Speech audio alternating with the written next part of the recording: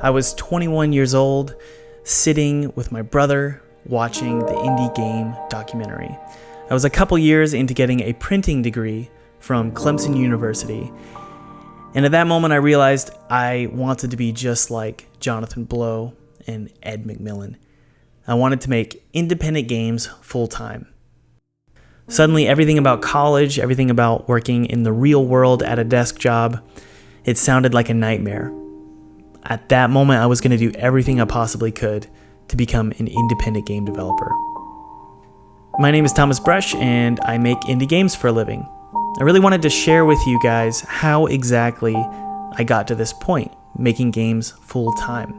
Before we do that, I do want to thank our sponsor, because they can actually help you guys in your journey to become an indie game developer. Skillshare is an online learning community for creatives where millions come together to take the next step in their creative journey for 2020.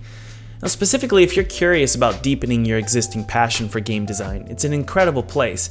Whether it's audio design for your games, or 2D illustration, or animation, or Unity, or Unreal, coding, storytelling, marketing management, whatever it is you need to learn about game development, it's on Skillshare.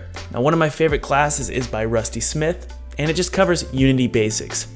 Now, the coolest part about this ad read is, hey, what do you have to lose? Just get 2 free months of Skillshare Premium by clicking the link in the description. It's really that easy. And you really can't beat that, guys. Give it a shot, see what happens. Let's make 2020 the year where you become a game dev and release your very first game.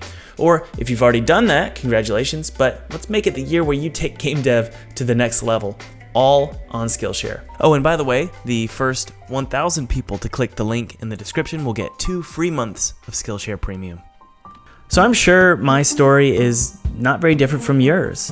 I know we all probably experienced that rush when opening up our very first console on Christmas Day, or that sense of wonder as suddenly Banjo flips onto his back carried by Kazooie, or that sense of camaraderie or brotherhood when playing GoldenEye on a tiny TV left over from the early 90s in 4 little squares. Growing up, the video game world was a place to bond for me and my brothers. It never really got old, the 4 of us sprinting up our wooden staircase to burst into the playroom, hop over the couch, blow into the cartridge, and start shooting each other. No matter what was happening in the real world, we could always rely on the fact that we'd hang out with each other after school in another dimension.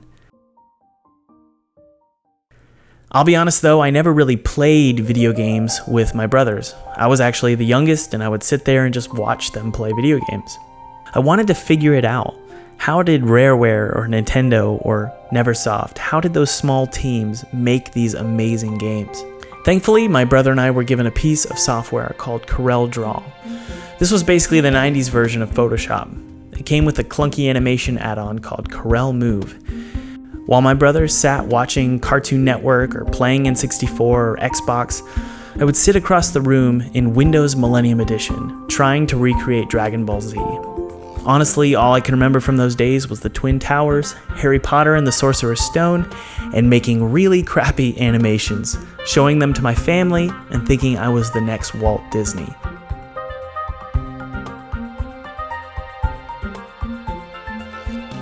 Life was good, and I felt like I could see my future. I was going to make video games, and I was going to be a filmmaker. My confidence in being a game developer, being an animator, was solidified in high school. I graduated from Corel Move to this shiny new piece of software called Flash MX. I bought a copy from a website called cheapsoftwares.com with my dad's credit card. To my dad's dismay, it was more like a copy of Flash MX from China.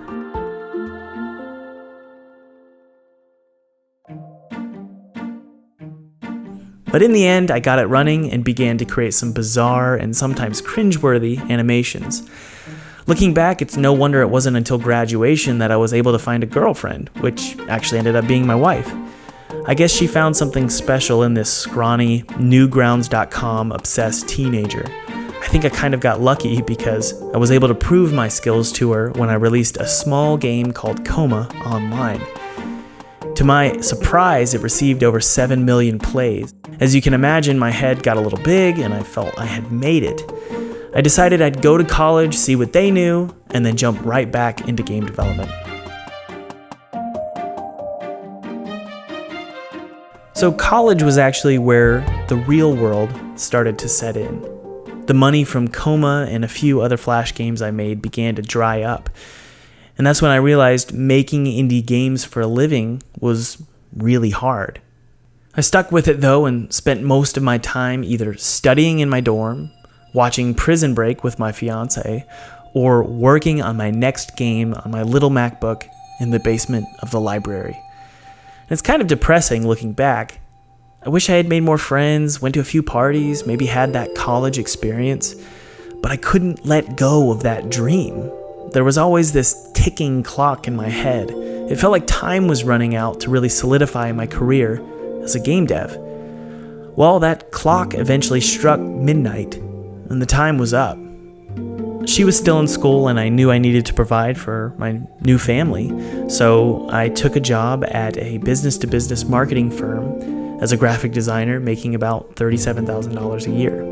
This was pretty good money relative to what I was used to, and my wife and I rented a little house on a couple acres of land. We started living in the real world. But it didn't take long for me to begin feeling anxious and depressed.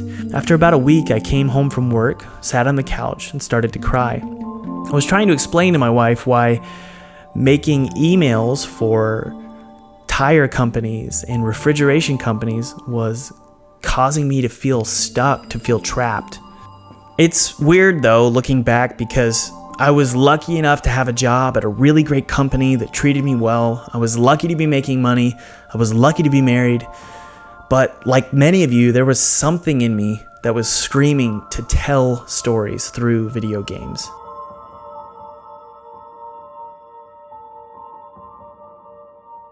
At that moment, sitting on the couch with my wife, that dream, that self-assurance that one day I was going to make video games for a living, it came roaring back. That's when I decided that at 6 o'clock in the morning, I was going to wake up before work and I was going to make Pinstripe. I was going to make it through lunch, and then I was going to make it in the evenings as well.